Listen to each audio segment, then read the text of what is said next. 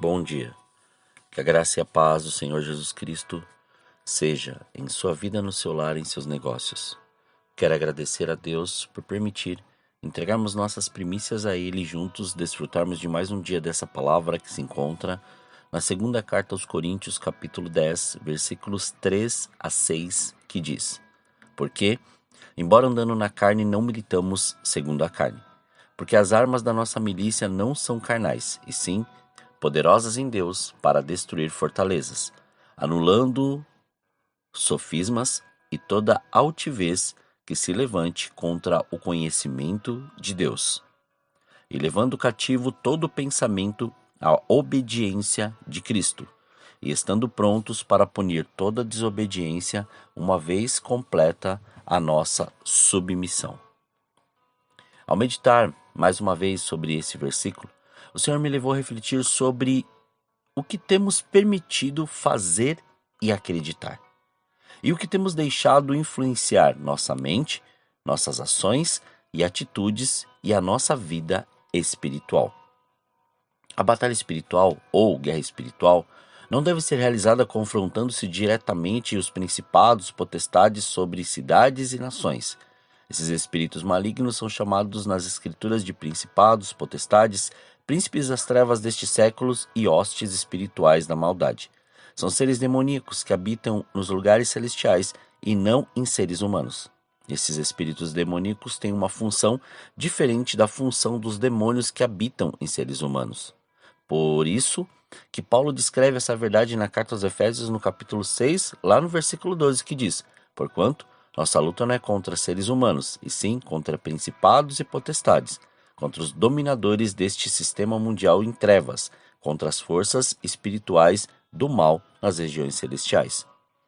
O modelo do Novo Testamento para a guerra espiritual é dirigir as nossas orações a Deus, proclamar seu nome e suas promessas, e fazer as suas obras como a principal forma de lutarmos contra os espíritos malignos nos lugares celestiais. Assim sendo, como regra geral, falamos diretamente a Deus em vez de nos dirigirmos diretamente a eles. Mas, em alguns casos, há exceções a essa regra geral, e nesse caso, dirigimos as nossas declarações diretamente a um principado demoníaco. Jesus e os seus discípulos falavam diretamente aos demônios que habitavam numa pessoa endemoniada ou, em outras palavras, os espíritos demoníacos incorporados. Mas o que faziam não é a mesma coisa que nos dirigirmos a principados demoníacos que habitam nos lugares celestiais. De fato, lutamos contra principados demoníacos, mas geralmente orando ao Pai e não falando com eles diretamente. O profeta Daniel prevaleceu sobre o poderoso principado demoníaco da Pérsia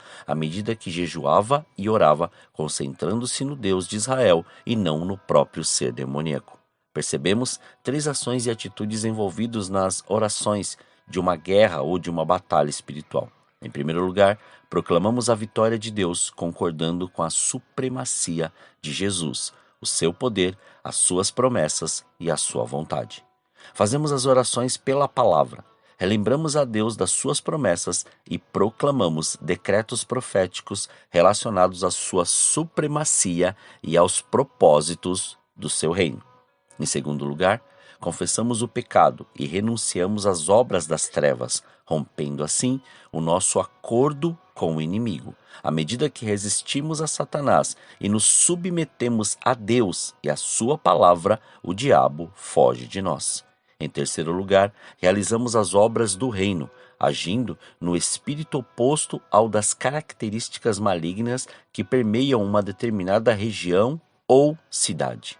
Por exemplo, num lugar em que a opressão é identificada como uma fortaleza espiritual, o corpo de Cristo deveria focar a sua atenção agindo com generosidade, servindo e assim por diante.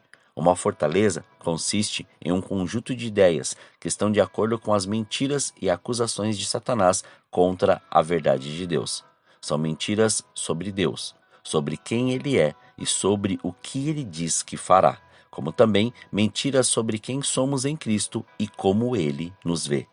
E quando aceitamos essas mentiras, elas aprisionam as nossas mentes e os nossos corações em trevas. Regiões inteiras podem ser afetadas pelas mesmas mentiras, e ser atacadas por essas mesmas trevas demoníacas.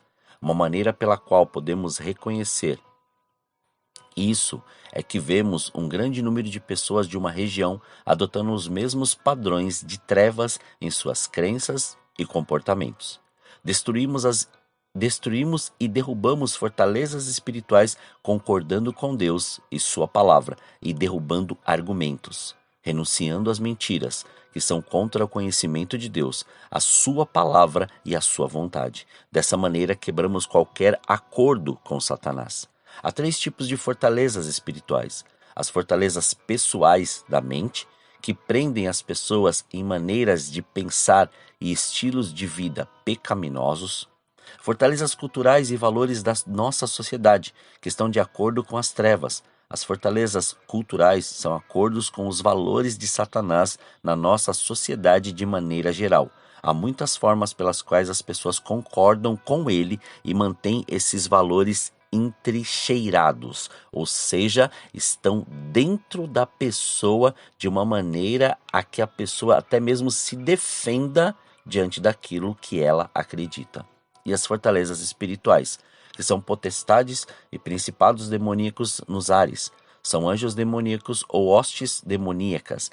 Paulo descreve isso conforme nós lemos lá em Efésios capítulo 6, versículo 12, e quero repeti-lo aqui novamente. Porquanto nossa luta não é contra seres humanos, e sim contra principados e potestades, contra os dominadores deste sistema mundial em trevas, contra as forças espirituais do mal nas regiões celestiais. Portanto, cuidado com aquilo que você diz, com aquilo que começa a acreditar, com aquilo que começa a fazer, pois isso pode estar sob influência maligna e você não ficar apercebido, pois muitas pessoas chegam ao seu lado para que você a ajude, mas não querem ser transformadas, não querem receber este renovo e muito menos querem mudar as atitudes. Só querem tirar seu foco para depois te julgarem, pois não adianta se achar tão espiritual a ponto de permitir ser enlaçado por essas fortalezas. Isso é orgulho, arrogância e soberba. Sendo assim, seja humilde para assumir sua condição e voltar rapidamente à vontade do Senhor, pois nada está oculto aos olhos do Senhor. Antes, mantenha-se fiel, derrubando cada uma dessas fortalezas, concordando com o Senhor, ouvindo a sua voz, renunciando às mentiras do inimigo por meio das nossas orações e ações, e sempre pareando todas as nossas ações pela palavra. Que hoje você pare e faça esse check-up e veja se há algo que está te impedindo de prosseguir nesse crescimento no Senhor. Retire ele da sua vida, da sua mente, de qualquer área, e deixe com que o Espírito Santo de Deus te transforme e viva a abundância do Senhor em mais este dia e nos próximos dias, para a glória do Pai. Oremos. Senhor, nós te louvamos e te agradecemos. Graças te damos por mais este dia. Obrigado, Senhor, pela sua presença, obrigado pelo seu amor. Obrigado pela sua graça, Senhor. Somos gratos a ti, Pai, por tudo que o Senhor tem feito e da maneira que o Senhor tem feito.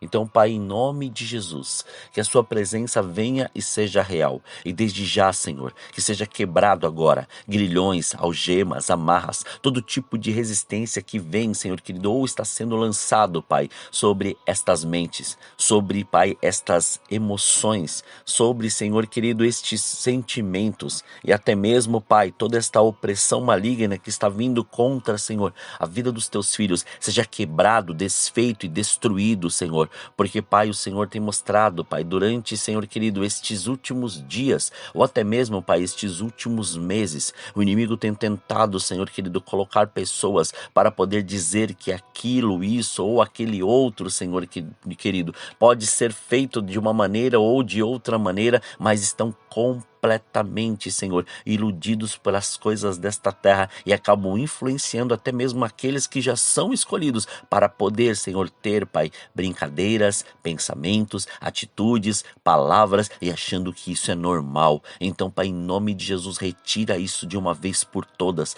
Faça com que todo este tipo, Senhor querido, de melindre ou até mesmo todo este tipo de ação das trevas seja paralisado em nome de Jesus e que a sua presença seja real, a sua presença seja abundante, a sua presença seja, Senhor, de uma maneira tão grandiosa que todos, ó Senhor, todos sejam completamente transformados pelo seu querer. Pai, em nome de Jesus, que a sua presença seja real e o seu reino seja estabelecido, Pai, a mais este dia. Livra-nos do mal, livra-nos, Pai, de todo tipo, Senhor querido, de tentação. E em nome de Jesus, que não falte o pão na mesa, Senhor querido, dos teus filhos, mas antes que a sua presença venha e que através desta unção despedace todo jugo e todo aquele, Senhor, que crê, veja, Senhor, a manifestação da sua glória. Abra, Senhor, os olhos espirituais, tira o tampão dos ouvidos, Senhor. Ministra sobre cada alma, que haja cura, que haja transformação, que todo tipo de resistência caia por terra em nome de Jesus e que a sua presença seja real, Senhor.